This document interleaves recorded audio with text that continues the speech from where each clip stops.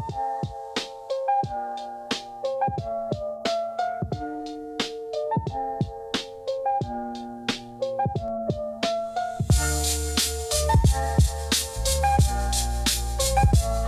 welcome to another Housing Sector podcast. Today I'm talking to Simon Bernstein from Empathy Transformation.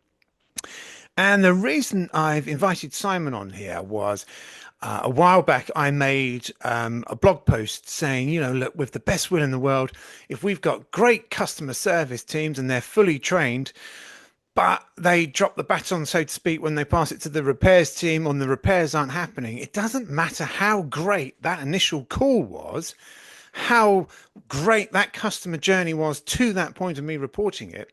It all falls down like a house of cards if my roof isn't fixed, if there is still the issue of damp and mold. So I wanted to speak to people within the training. Now, before we begin, I have a passion for customer service training. I used to dish out customer service training, and I believe in customer service training. But at the minute where we're focused on the revenue and the return on every pound we invest, I have to ask the question, are we wasting money when we invest it on customer service training? Simon, it's a big ask, but thank you very much indeed for coming on to defend, if you like, the customer service training. Would you mind by starting by giving yourself a little introduction? Yes, good morning, Ben. I've been working with housing associations for over 20 years. And over that 20-year period, I've seen a huge change in the way people perceive training and customer service training. And what I would say to you is that in my experience with working with large housing associations and small housing associations, etc., is that for me, customer service training in isolation is a waste of money. Okay, so I'm not burning bridges here when I say, this way, because I genuinely believe in it. So why? Let's focus. Let's go back. Let's nail in a little bit on that one. So why is it a waste of money with big housing associations to just focus on customer service training?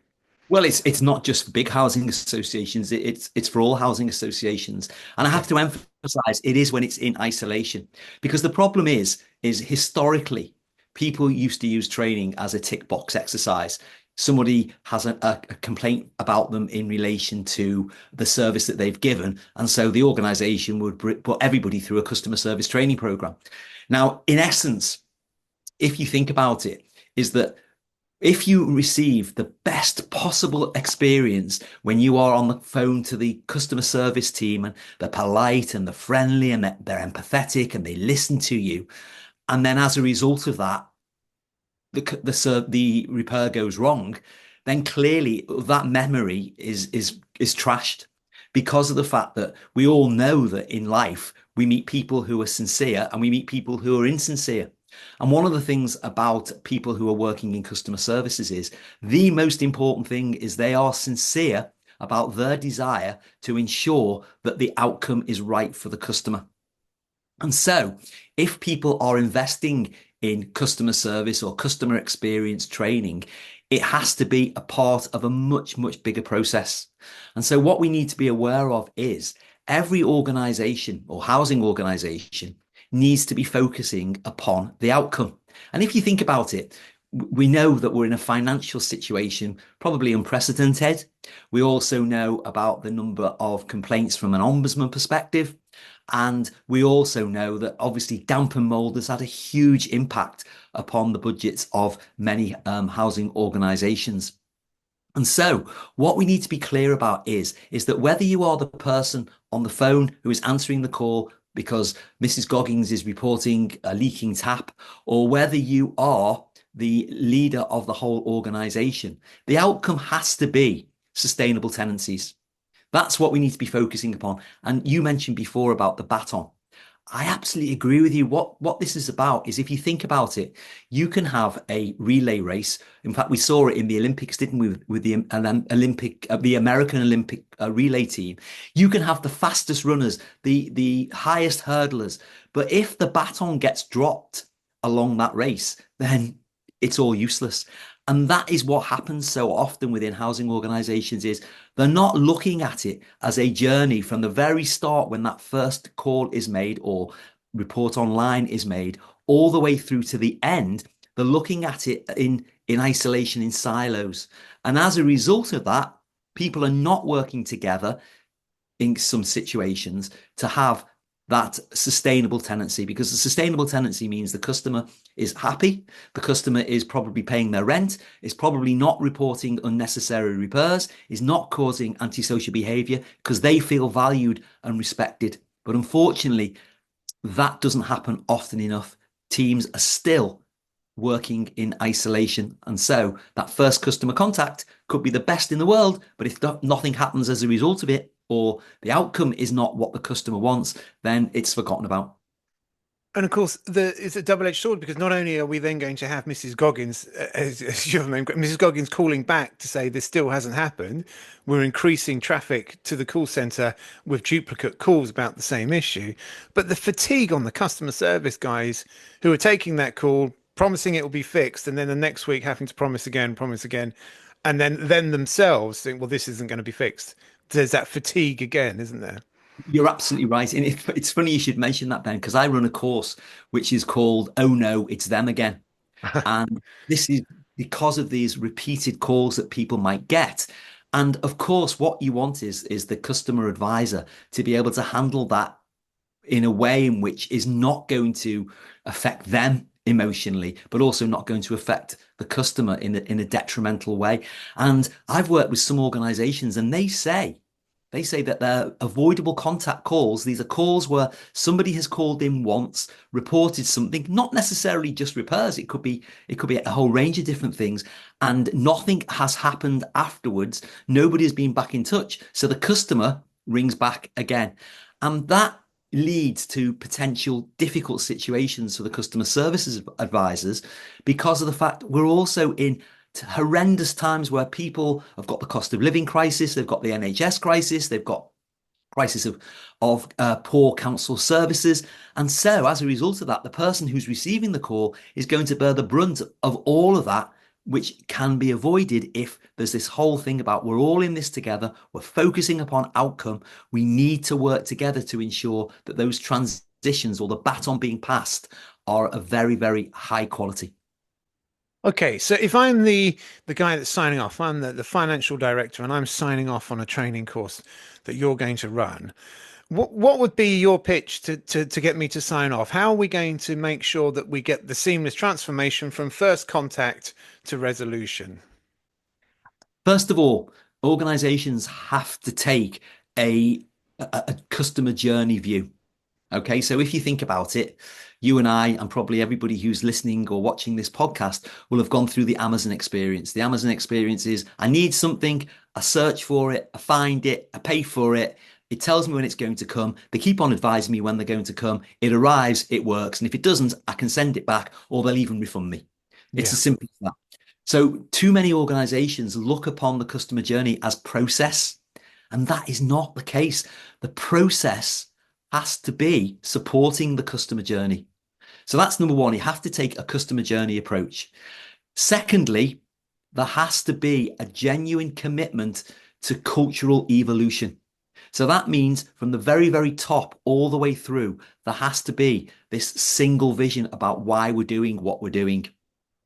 Thirdly, and this is where it often breaks down, is people go along to a training course, sometimes maybe ill-informed about what the training is about. What we need to be doing is ensuring that people are spoken to within their one-to-ones with their line manager so that there's a clear understanding about we are committed to this and this is what we're going to be covering. Then continual one-to-ones about, okay, what did you learn? What are you doing about it? But more importantly than that, what is the outcome? As I said to you before, customer service training in isolation is a waste of money because it's not going to have a long-term outcome. The impact of training, if it's not sustained within the organization by managers, leaders, probably lasts about 14 days. And then people just go back to normal. If it's constantly on the agenda, if the managers are involved in it and managers are involved in discussing it, and there's a measure about what the impact is by people's actions, then it will work. And then it is not a waste of money. Then it is a really, really good investment. When I was back in the late 90s, I was working for BT Conferencing, and I was part of a team that rolled out the Achieve Global training program. And we ensured that on every session, and it'd be about 20 people in each session, there was at least one board member, and there would be a good mixture from customer service to repair guys to senior leadership. So we had everyone's buy-in on that day. And then we sort of rolled out follow-ups to keep what we call keeping the skills alive, that refresher program. But how do you make sure that you do get that buy-in from and a culture isn't one person saying it's great. It has to be throughout the whole company.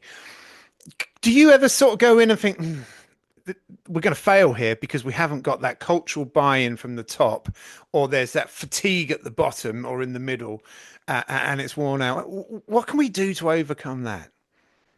I think the critical thing is that there has to be a high level of engagement. Yeah, I think the thing is, one of the things is if you think about it, a customer experience built around the customer journey will focus upon number one, the people. That's most important. You can't buy that. yeah, And that's why so many organizations for a number of years now have been recruiting more for attitude than for their knowledge and skills, because you can always train knowledge and skills. But also there's got to be this whole partnership focus. One of the things that I talk about is this whole relationship triangle. So there has to be a relationship between the leaders of the organization, the customers of the organization, and of course also the people of the organization. And that communication has to be two-way. It can't just be people being told. We need to think about something has to change. Okay, yeah. something has to change. We can't just go in and say, okay, we're going to teach you how to answer the phone, or we're going to teach you. Remember, you mustn't say that. You mustn't say unfortunately, because customers won't like that. You've got to be able and encourage people to be and authentically themselves. If you think about it, one of the biggest complaints about I hear, not about housing, this is about our utility companies, our data companies, our banks, is that you will ring up and, well, let me ask you this question, Ben. When you've rung up recently, what do you hear on the phone? While you're waiting to speak to somebody, what do you hear? Oh, thank you for your call. It's so important to us. That's Yes, the one and that gets then me. yeah, and the other one is we're experiencing an unusually high volume of Oh, calls at the moment. mm, You may be waiting longer than you would normally wait. Perhaps you'd like to go onto live chat, or maybe you'd even like to go and online. You can see the answers to all your questions there.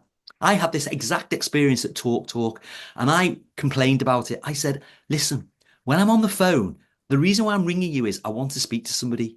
Do you yeah. realize how frustrating it is to hear that constantly, how busy you are? The reason why you're busy is you either haven't got enough staff or your service is pretty poor. And I think with Talk Talk, it's probably both.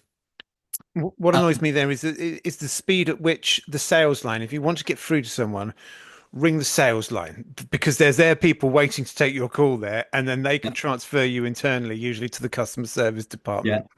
Or if you're going to, or if you're thinking of leaving us, please press four. You Yeah, know, and yeah, that whole principle. And the problem is when you do speak to somebody, they're following scripts, and as a result of that, they've been on some training course which said, "Don't say this, do say that."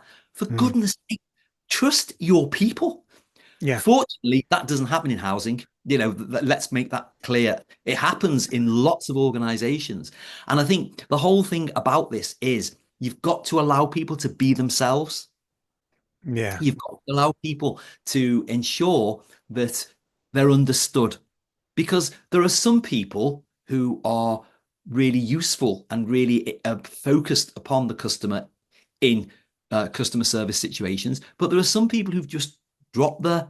And sometimes the problem is that it's seen as the lowest of the low. Oh, if you work in the customer services team, you never know. You might be able to become a housing officer, or you might be able to come this. Got to value them, yeah, value those people, and make those people feel an important part of the organization. And equally, I'm thinking more about in-house maintenance teams rather than contractors. Is those guys? I've done a lot of work with maintenance teams. I was speaking last week at the National Housing Maintenance Forum, and we were talking, how do we recruit and retain the right people? because there is a huge crisis in construction of a shortage of those people with the right qualities, the right skills. And one of the things we need to remember is that sometimes we don't engage with those operatives as much as we should. They are a huge they're a huge source of data and information about people who they go to see. What I'm saying to you here is, and that's an example, is we need to make sure that people genuinely feel valued and engaged and that they can make a difference. Yeah. And I also believe that there are too many accidental managers that work within everywhere, but within housing, where people are a manager because they've done really well at the job below. But we've got to make sure that within organizations is that they are genuinely taking people who can have an inspirational impact upon their teams. Let's face it, I'm a Liverpool supporter. Um, Jurgen Klopp, when Jurgen Klopp said he was leaving Liverpool on the 23rd of January, 2024, my life suddenly went on to hold. What are we going to do without him? Because that guy was really inspirational. Fortunately, we've got another guy called Arne Slot, who is equally inspirational, but in a completely different way. He's very much more understated. And so it's recognizing that people get inspired in different ways by different people. And we need to be ensuring that those leaders, which in whichever department they're working, are inspirational because they are passionate and committed and obsessed by what the customer experience is, of course, as well as what the employee colleague experience is. So this is really cultural. I've just given you a ridiculously long answer to a very simple question, but I hope it made sense. Long answers are great because it stops people having to listen to me drone on all the time, which is a good thing. You did dive into football there, which made me glaze over for a bit because I know nothing about. But I love the expression accidental manager. I have similar expressions, and none of them are as productive and positive sounding as that. And I think there is a lot of that, and I've had that myself. I've been great salesperson, and then okay, so I kind of achieved everything I need to achieve here. Let me go and do. Well, we want you to stay. And then they give me a manager's role, and suddenly I'm doing one-to-ones, which isn't something I'm interested in or in any way, just to keep people within the business. And though there is an element of, look, we would need you to bring the skills that you've used to the new crop coming in. But I love the idea of valuing customer service teams. They shouldn't be seen. And although they are in the trenches, on the front line, all those nice euphemistic terms we have, they do need to be valued, and they are such a crucial part. And the maintenance team, I've had conversations with other people going, these people are going into the homes. They must be able to collect data. If you want someone to do a survey, if you want to get honest feedback, they're the guys. What sort of training do we roll out? So we've had a great customer service experience. I've called in, and we'll use the leaky tap. I've called in with my leaky tap. I've had a brilliant call with the customer service team, and the customer service team have passed that baton onto the repairs team. And then the repairs team come out. Are we safeguarding it there to ensure that this guy that comes in, guy or girl, I use guy to mean both, this person comes into my home and is able to fix the tap, which is essential. But do we also give them the nice human touch so we can keep that human relationship alive? Absolutely, absolutely. One of the key things is that that person is so important to the person who's waiting for the leaking tap. One of the things that I've been working on recently is working with customers who have vulnerabilities. Yeah. Uh, and of course, one of the big vulnerabilities, which has become very much more I say in the headline on the headlines. I don't mean that in a detrimental way. I mean we're more aware of it, is neurodiversity.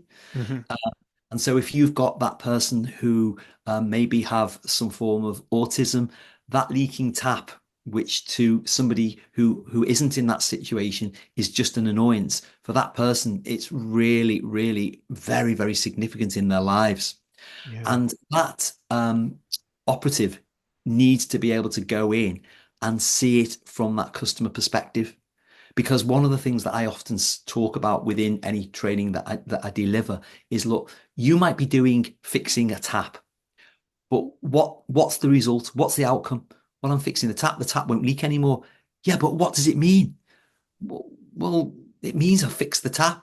And trying to get people to understand the fact that by you fixing that tap or by you repairing that boiler, or it means to that customer that they can carry on with their lives. And that is significant. that is significant. And so being able to ensure that people realize about the fact it's not the fact that you do 8 jobs in a day on routine repairs or responsive repairs, it's the fact that you are making people's lives better by those jobs that you're doing. And so being able to talk to them, but also the principle of making every contact count. So when you've got that operative in somebody's house, is look out for things which could be a sign that there's a vulnerability or there's an issue, and then being able to report it back, which is going back to that thing we talked about before about the baton. Is that the baton doesn't end when that repair's been done. The baton then needs to go back to the housing team because that operative has seen something which is of concern. And I don't mean concern that this is a bad tenant. I mean concern in terms of a vulnerability of some sort, because by being able to make those necessary adjustments to service delivery, then that tenancy is likely to be more secure in the long term than if we don't. You see, in a perfect world, they'd have time to sort of say, is there anything else here that I can fix? Is there any other issues which they could either report back or if it's a quick fix, fix it there. I think, and this is the journey that I have been on myself. Housing is so emotive. As much as my phone means to me, and getting that replaced last week with Tesco's, getting a new phone wasn't a joyous experience that I'd hope it would be. The home is so much more, isn't it? It is. You're right, and that's without including vulnerabilities. Just to people who have kids that they're educating under the roofs, that they have family gatherings. If something's not right, yeah, or you don't feel you can have friends around, or you don't feel that your children are safe, it's incredibly emotive, and that can be a flashpoint with the customer service team and the repair guy going around. What can we do? Is there something in place? Did you train to downplay, to reduce the risk of escalation? Absolutely. I mean, the thing is that over the last probably the last 2 years, I've been doing a lot of work with small and large and medium housing associations around the customer experience and that whole thing around the customer experience. Again, remember, it has to be cultural, it has Mm. to be sustained. And one of the things that I do, for example, is provide them with kits so that if it's with the maintenance team, that they can do the toolbox talks, which is keeping the topic alive on a much longer term basis. I think it's about recognizing and training around the emotion attached to delivering customer service or customer experiences, because often people will face difficult situations. I don't like to call people difficult customers because nobody is a difficult customer. It's somebody who might be behaving in that particular way in a challenging way because of the fact that they've been frustrated by something that hasn't happened or hasn't happened to the level in which they expect. So it is being able to manage those situations. And there's some simple tips that people can go in and do, which will mean that they don't escalate the situation. Because one of the things is, if you think about it, Ben, we're all very similar. If we've got something that's wrong with a service, no matter what it is, the first person that we speak to or that we see, we often will make sure that they're aware of it. Some people will do that in a calm and managed way. Some people will do it with a rant. Some people, there will be a lot of emotion involved in it. We need to make sure that the people who are facing those situations have got the right level of self-awareness, the right level of emotional intelligence, and some really simple tools and techniques that they can put into practice, which will de-escalate rather than make things worse. And as a result of that, people get more confidence in dealing with those situations on an ongoing basis. But going back to what you mentioned before about about finances and about doing all those repairs in a day, is there's a saying, isn't it, which is buy cheap, buy twice. Yeah. And one of the things that's really important is that people who are involved with customers on a day-to-day basis need to be feeling valued. Now, if you are a multi-skilled technician who goes out to repair different things on different days within housing organizations, you're not there to chase the money, Because if you wanted the money, you would be out on site because there's such a shortage that you could earn a lot of money. Yeah. So we've got to take into consideration the fact that the people who are working within social housing are doing it for a reason. They're doing it for a reason because hopefully they care, but also because their life is a little bit more predictable in the sense of they know they're not going to be traveling 200 miles away to do the work next week. And so we need to light that fire. We need to think about, right, you're here for a reason.